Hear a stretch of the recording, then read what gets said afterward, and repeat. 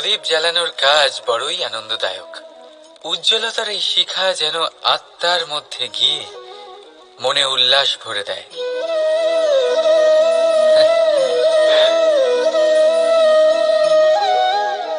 এই আমি কি করলাম? আমি একে নিভিয়ে দিলাম, অথচ এই দিয়েই আমি অন্য প্রদীপগুলি জ্বালিয়েছিলাম। কারণ যতক্ষণ এই শিখা অন্য প্রদীপগুলিকে জ্বালাচ্ছিল ততক্ষণ এই নিজেও জ্বলছিল, কিন্তু যেই ও এই কাজ করা ছেড়ে দিল তখন একেও নিভতে হলো। বুঝলেন? সেরকমই জীবন হলো উজ্জ্বলতা দেওয়ার আরেক নাম। যদি জীবনে শুভ কাজ করেন, অপরের উপকার করেন, অন্যদের সহায়তা করেন, তাহলেই জীবিত থাকবেন। আর যেদিন এই কাজ করা আপনি বন্ধ করে দেবেন, শ্বাস প্রশ্বাস নেওয়া সত্ত্বেও মৃত হয়ে যাবেন। তাই যতক্ষণ শ্বাস চলছে আশারূপী উজ্জ্বলতা ছড়াতে থাকুন। বিশ্বাস করুন, মৃত্যুর পরেও আপনি অমর থাকবেন। তাই ভালোবেসে বলুন, রাধা রাধা। যবে থেকে জীব প্রাণের অস্তিত্ব পেয়েছে তবে থেকেই আরো একটি শব্দ জন্ম লাভ করেছে, সংঘর্ষ। জন্মলগ্ন থেকেই মানুষকে বাঁচার জন্য সংঘর্ষ করে যেতে হয়। কখনো নিজের লক্ষ্যে পৌঁছবার জন্য সংঘর্ষ করতে হয়, আর কখনো যা পেয়েছেন তাকে রক্ষার জন্য সংঘর্ষ করতে হয়। কিন্তু প্রত্যেকে একই অভিযোগ করে যে সংঘর্ষ করার সময় ভীষণ কষ্ট হয়। আপনি যোদ্ধা হলে প্রহার আপনাকে সহ্য করতেই হবে। সাঁতার শিখতে হলে জলে আপনাকে প্রবেশ করতেই হবে। পায়ের তলায় তাদেরই কড়া পড়ে যারা রোজ হাঁটেন, আর যারা হাঁটেন তারা নিজেদের লক্ষ্যে অবশ্যই পৌঁছন। তাই মনে রাখবেন, জীবন ততক্ষণই আছে যতক্ষণ কর্ম করবেন। তাই সংঘর্ষ করতে থাকুন, কষ্ট ভুলে যান, আর আমার সাথে ভালোবেসে বলুন, রাধা রাধা। মানুষ সর্বদা ফলাফলের কথা ভাবেন, যে আমি যা করতে চলেছি তার ফল কি হবে, তার পরিণাম কি হবে। কিন্তু এর চিন্তা কেন? কারণ কর্ম যদি শুভ হয় তাহলে তার পরিণাম খারাপ হতেই পারে না। শুভ চিন্তা নিয়ে যারা কর্ম করেন তাদের ফলের চিন্তা কিসের? যারা ফুল বিক্রি করেন তাদের মাঝে সাঝে কাঁটা নিশ্চয়ই ফোটে, কিন্তু সুগন্ধ তাদের হাতে থেকেই যায়। হীরের সন্ধানে কয়লার খনিতে নামা ব্যক্তি কালিমা লিপ্ত হয়ে গেলেও তার হাতে হীরে অবশ্যই থাকে। তাই শুভ চিন্তা নিয়ে কর্ম করে যান, পরিণাম শুভই হবে। আর ভালোবেসে বলুন, রাধা রাধা। মন, মানুষ, মান, এই তিনেরই প্রারম্ভ ম দিয়ে হয়, তাই না? কিন্তু আজ আমরা কথা বলবো মানের বিষয়ে। মানই সেই ভাব যা আমাদের মনকে সন্তুষ্ট করে। এই কলসিতে ভরা জলের মতন, যে জল এই পাত্রতে থাকার দরুন এর অস্তিত্ব বজায় থাকে। এবার মান থেকে আসে আত্মসম্মান আর অভিমান, আর এই দুইয়ের মধ্যে তফাৎ অনেক। যে জল এই পাত্রের মধ্যে সংরক্ষিত তা হলো আত্মসম্মান, যা আমাদের মনের সম্বল, অবলম্বন, যা এই পাত্রের মধ্যে শীতল থাকে, আর যিনি পান করেন তাকেও শীতল রাখে। আর যে জল এই পাত্রের বাইরে উতলে পড়ে তা হলো অভিমান, যা বাইরের উত্তাপে বাষ্প হয়ে উবে যায়। সর্বদা মনে রাখবেন, আত্মসম্মান আপনাকে দৃঢ় করে, আপনাকে শক্তি প্রদান করে, আর অভিমান আপনাকে দুর্বল করে দেয়। তাহলে কি হতে চান আপনি? আত্মসম্মানী নাকি অভিমানী? সিদ্ধান্ত আপনার।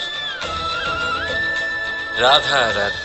পড়ে যেতে কোনো আপত্তি নেই, শুধু পড়লে পড়ো সেই জলের ফোঁটার মতো যা এই সংসারকে জীবন দান করে। আর সেই ওঠার মধ্যেও কোনো কৃতিত্ব নেই, যেখানে অন্য কারোর কাঁধের ওপর পা রেখে উঠতে হয়।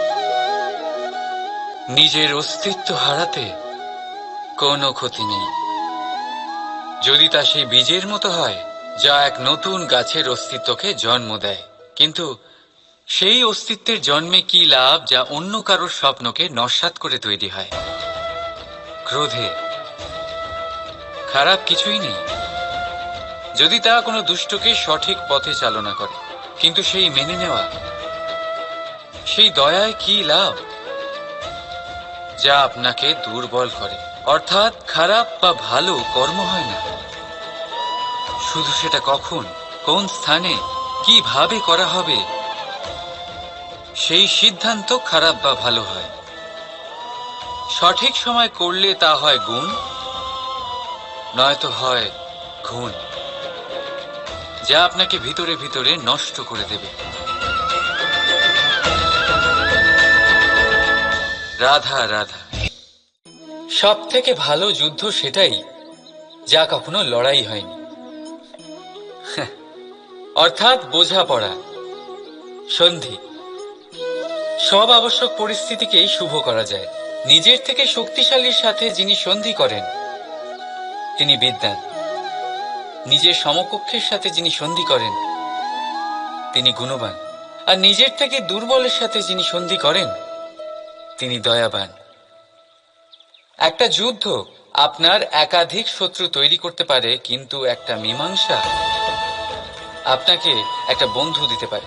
তাই হাতের মুঠো তখনই শক্ত করুন যখন যুদ্ধ এড়ানো অসম্ভব হয়ে পড়ে, নয়তো হাত বাড়িয়ে হাত মেলান, কারণ মিলনে যে সুখ, যাতনায় তা নেই। রাধা রাধা। আজ আমি আপনাদেরকে 3টি প্রশ্ন করব। তাহলে প্রথম প্রশ্ন, এমন কে আছে যার ওপর আপনি অনর্গল প্রহার করার পরেও সে হাসে আর আপনাদেরকে আনন্দ দেয়? আপনাদের উত্তর হবে ভূমি বা বৃক্ষ। দ্বিতীয় প্রশ্ন, এমন কে আছে যে আপনার কিছু না বলাতেও সব জেনে যায়, সব বুঝে যায়, আর নিঃস্বার্থভাবেই আপনার সাহায্য করতে থাকে? এবার আপনাদের উত্তর হবে ভাই বা বন্ধু। আর তৃতীয় প্রশ্ন, এমন কোন ভগবান আছেন যিনি নিজে বিষ পান করে আপনাকে জীবনের অমৃত প্রদান করেন? আপনি হয়তো উত্তর দেবেন মহাদেব। যদি আপনার উত্তর এইগুলি হয়, তাহলে সেই উত্তর ভুল। এই সমস্ত প্রশ্নের একটাই সঠিক উত্তর আছে, আর তা হল মা। স্তন্য পান করার সময় আপনি পা দিয়ে কত তাকে মেরেছেন, কিন্তু তাও উনি হাসি মুখে আপনাকে আশিস দিতে থেকেছেন। আপনি কিছু না বললেও উনি সব জেনে যান, আর এই জীবনের কঠিন পরিস্থিতির বিষ পান করে আপনাকে সুখের অমৃত দেন। এই জীবনে আপনি যাই করে নিন না কেন, মায়ের ঋণ কখনো পরিশোধ করতে পারবেন না। যদি কিছু করতে চান, তবে জীবনের আনন্দের মধ্যে, অনুভূতির মধ্যে আর ধন্যবাদের মধ্যে নিজের মাকে মনে রাখবেন, আর আমার সাথে ভালোবেসে বলবেন রাধা রাধা। শীতকালের সন্ধ্যায় এই জ্বলন্ত কাঠে হাত সেঁকতে কার না ভালো লাগে? কত সময় পেরিয়ে যায় এই কাঠ সরাতে, ঘোরাতে, বোঝাই যায় না। এই কাঠগুলি আগে জ্বলে, তারপর আমাদের উষ্ণতা দেয়, আর তারপর ছাই হয়ে যায়। আচ্ছা বলুন, এই আগুনের উৎপত্তি কোথা থেকে হয়? উত্তরটা সহজ, এই কাঠ থেকে। আচ্ছা, এই ছাইয়ের উৎপত্তি কোথা থেকে হয়? উত্তর সেই একই, এই কাঠ থেকেই। তাহলে আগুন আর ছাই, এই দুইয়ের উৎপত্তি কাঠ থেকেই হয়। এবার ভাবুন, আগুন যা এই কাঠ জ্বালায়, আর ছাই সেই ছাই যা এই আগুন নিভিয়ে দেয়। কিছু বুঝলেন? আপনার শক্তি আপনার ভেতরেই উৎপন্ন হয়, আর আপনার অন্তরের ক্ষতিকর সেই ছাই, সেটাও আপনার ভেতরেই উৎপন্ন হয়। তাই নিজের ভিতরের উজ্জ্বলতা দিয়ে এই সংসারকে আলোকিত করতে চান, নাকি নিজের ভেতরের আধার বার করে এই সংসারে অন্ধকার আনতে চান? সিদ্ধান্ত আপনার। রাধা রাধা। কখনো কখনো আপনার মনে এই প্রশ্ন জাগে, তাই না? এই সংসারে কি এমন আছে যা পাওয়া অসম্ভব? হয়তো আমারও মনে এই একই প্রশ্ন জাগে। তখন আমি ভাবি, এই সংসারে এমন কি আছে যা পাওয়া অসম্ভব? ধন? না। যশ? না। সম্মান? না।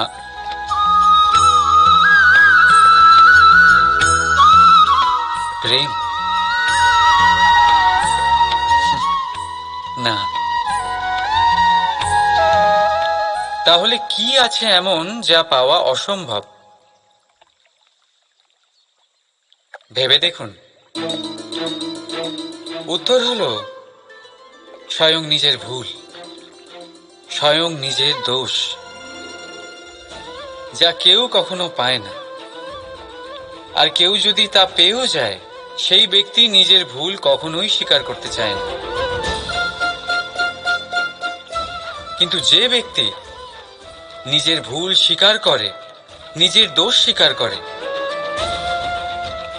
সংসারে কোনো কিছুই পাওয়ার জন্য তার সামনে কোনো বাধাই থাকে না। তাই আত্মবিশ্বাস অবশ্যই রাখুন। চেষ্টা করুন যেন আপনার দ্বারা কোনো ভুল না হয়, কিন্তু আত্মমন্থন করুন।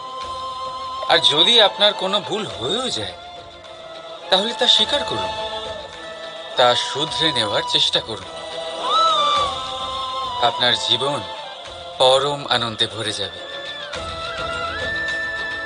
রাধা রাধা। সংসারে আপনি এমন অনেকজন পাবেন যারা আপনাকে বলবেন যে আপনার কি করা উচিত, কিন্তু তার থেকেও বেশি গুরুত্বপূর্ণ বিষয় হলো আপনার কি করা উচিত নয়। আজ আমি আপনাকে এমন 3টি বিষয় বলবো যা নিজের জীবনে আপনার করা উচিত নয়। প্রথম কথা, আনন্দে কখনো কথা দিতে নেই। আনন্দ আপনার যুক্তি হরণ করে, আর তারপর আনন্দে দেওয়া এই কথা পরবর্তীকালে গলার ফাঁস হয়ে যায়। দ্বিতীয় কথা, কখনো ক্রুদ্ধ হয়ে উত্তর দেবেন না। ক্রোধ আপনার বিবেককে লুপ্ত করে, ভবিষ্যৎ দৃষ্টিকে অন্ধ করে। কিছু মুহূর্তের জন্য জন্ম নেওয়া এই ক্রোধ আর ক্রোধজাত উত্তর ভবিষ্যতে সারা জীবন এক প্রশ্ন হয়ে দাঁড়ায়। আর তৃতীয়ত, কখনো দুঃখে সিদ্ধান্ত নেবেন না। দুঃখ আপনার ভাবনা চিন্তা করার ক্ষমতা সীমিত করে দেয়, আর দুঃখী মনে নেওয়া সিদ্ধান্ত সব সময় দুঃখই দেয়। সত্যি কথা বলতে কি, বচন, উত্তর আর সিদ্ধান্ত সব সময় জীবনে ভেবেচিন্তে নেওয়া আর দেওয়া উচিত। ভেবেচিন্তে যদি কাজ করেন, এই সংসারে কখনো কোনো সমস্যার সম্মুখীন হতে হবে না। রাধা রাধা। কখনো কখনো আপনার মনে এই প্রশ্ন নিশ্চয়ই আসে যে এই প্রেম কি, কিভাবে বোঝা যায় এই প্রেম? উত্তর বড়ই সহজ। যতক্ষণ না আপনি প্রেম করবেন ততক্ষণ আপনি প্রেম বুঝতেই পারবেন না। যদি রত্ন হয়ে মুকুটে সজ্জিত থাকতে হয়, তাহলে হীরেকে কাটার কষ্ট অবশ্যই সহ্য করতে হবে। প্রেমের সঠিক অর্থ বুঝতে গেলে মোহকে ত্যাগ করে আত্মসমর্পণ করতেই হবে। যে প্রেম কাউকে পাওয়ার জন্য করা হয় সেই প্রেম প্রেম নয়, তা মোহ। তাই আত্মসমর্পণ করুন নিজেকে, নিজের অহংকারকে, নিজের অস্তিত্বকে, মোহকে, আর দেখবেন আপনার প্রেম স্বয়ং আপনার সাথে থাকবে। রাধা রাধা।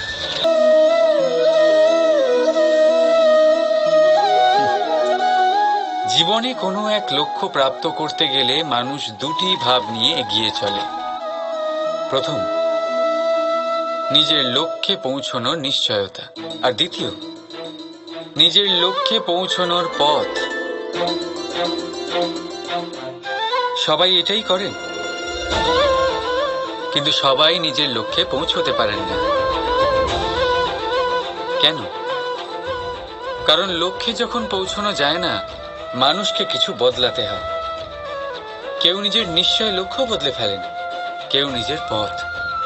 যারা নানান পথে চেষ্টা করতে থাকেন তারা সফল হয়েই যান, কিন্তু নিজের নিশ্চয় লক্ষ্য যারা বদলান, সাফল্যের স্বাদ তারা কখনোই পান না।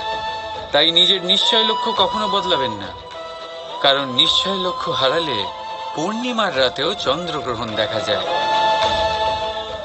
নিজের নিশ্চয় লক্ষ্য বজায় রাখুন, আপনি সাফল্য অবশ্যই পাবেন। রাধা রাধা। নিজের মহলের সবচেয়ে উচ্চতায় দাঁড়ানো এক ব্যক্তি, তারও মনে একটা ভয় থাকে। ভয়, সেই মহলের ভিত নড়ে যাওয়ার ভয়, নিজের পতনের ভয়।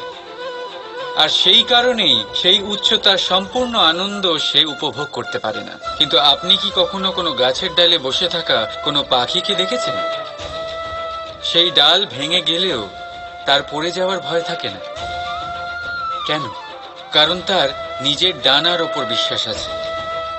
ঠিক সেইভাবেই আমাদের মধ্যে বেশিরভাগ মানুষ কোনো না কোনো সাহায্য নিয়ে উচ্চতায় পৌঁছেছেন, কারোর সাহায্য নিয়ে সাফল্য অর্জন করেছেন। কিন্তু সাফল্যের আনন্দ শুধু তারাই অনুভব করতে পারেন যাদের মনে পড়ে যাওয়ার ভয় নেই।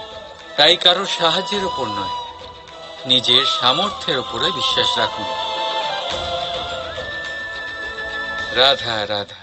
পাওয়া আর হারানো, এই দুই জীবনের গুরুত্বপূর্ণ অংশ। সারা জীবন প্রত্যেক মানুষ কিছু পায় আর কিছু হারায়। কখনো সম্পত্তি হারায় আর কখনো সম্মান, কখনো বন্ধু হারায় আর কখনো অহং। কিন্তু হারানোটা খারাপ বিষয় না, কারণ হারানোর সাথেই এক অমূল্য শিক্ষায় আপনি অভিজ্ঞ হয়ে ওঠেন যে কি করে আবার আপনি সেটা না হারান। তাই যদি সত্যি কিছু হারিয়ে ফেলেন, তার থেকে পাওয়া শিক্ষা হারাবেন না, কারণ সেই শিক্ষার সাহায্যেই আপনি আপনার হারানো জিনিস পুনরায় পেতে পারেন। রাধা রাধা। জীবনে কিছু অর্জন করতে গেলে ভাবনা আর কর্ম অত্যন্ত গুরুত্বপূর্ণ। কিন্তু শুধু ভাবনা দিয়ে বা শুধু কর্মের দ্বারা আপনি সাফল্য অর্জন করতে পারেন না। কিছু মানুষ ভাবতেই থাকেন, কর্ম করতে পারেন না, আর সেই জন্য তারা সফল হতে পারেন না। কিছু মানুষ ভাবনা চিন্তা না করেই কর্ম করতে থাকেন, তারাও সাফল্য অর্জন করতে পারেন না।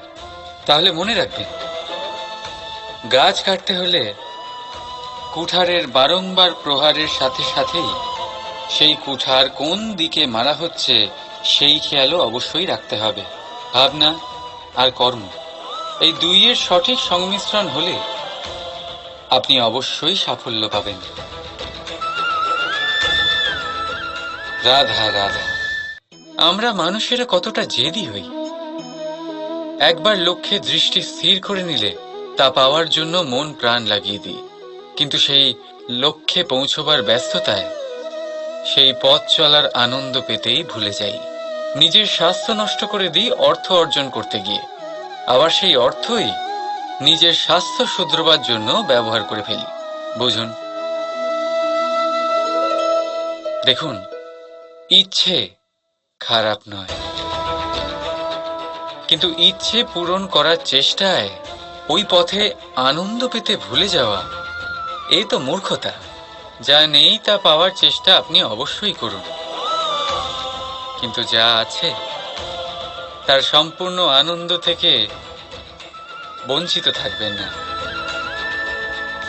রাধা রাধা। আমরা সবাই জীবনে নিজের জন্য সবচেয়ে ভালোটাই চাই, সবচেয়ে ভালো সুবিধে পেতে চাই, সবচেয়ে বেশি সম্মান পেতে চাই, কিন্তু সবার পক্ষে এই সব পাওয়া কি সম্ভব? হ্যাঁ, নিশ্চয়ই। শুধু একমাত্র বাধা সময়।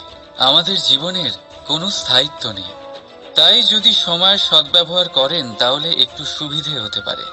এবারে দেখুন, যাদের সবসময় স্বপ্ন দেখতে ভালো লাগে তার জন্য রাত্রি কম পড়ে যায়, আর যারা স্বপ্ন পূরণ করতে চান তাদের জন্য দিন কম পড়ে যায়। যারা সম্মান পেতে চান তাদের জন্য সব সময় পরোপকার কম পড়ে যায়, আর যারা জ্ঞান অর্জন করতে চান তাদের জন্য মনোসংযোগ। জীবনে যদি নিজের লক্ষ্যে পৌঁছতে চান তবে সময়ের বিভাজন আপনাকে ঠিক করতেই হবে। মনে রাখবেন, রাধা রাধা। লোকে বলে জীবনে মেলামেশা করা অত্যন্ত আবশ্যক, এতে সম্পর্কের আধারও হয়, আবার ব্যবসাও চলে, কিন্তু সবচেয়ে বেশি গুরুত্বপূর্ণ হলো ব্যবহার। তাই এই বিষয়ে ভাবুন, আপনার জীবনে কে আপনার সাথে মেলামেশা করবে তা নিশ্চিত করে সময়। আপনি আপনার জীবনে কার সাথে মেলামেশা করবেন তা নিশ্চিত করবে আপনার হৃদয়। আপনি যাদের সাথে মিশছেন তাদের হৃদয়ে আপনি কতক্ষণ থাকবেন তা নিশ্চিত করবে আপনার ব্যবহার। নিজের ব্যবহার ভালো রাখুন, সব ভালোই হবে। রাধা রাধা। এই ফুল দেখতে পাচ্ছেন আপনি? এটা সেই ফুল যার জীবন এই ডালে শুরু হয়েছিল। দর্শকদের চোখে প্রশংসা দেখল সে, মধুর লোভে মৌমাছিরা এলো, আর তারপর ডাল থেকে ভেঙে নিচে পড়ে গেল সে। কেন? নিয়তি এরকম কেন করল ভাবুন। কারণ এই ডালেই ফুল হয়ে থাকাটা এই ফুলের জীবনের লক্ষ্য কখনোই ছিল না।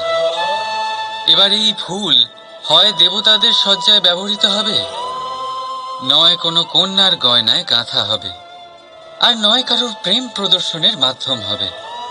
দেখুন, জীবনে নিজের লক্ষ্যে পৌঁছতে হলে যাত্রাকে ভয় পেলে চলবে না।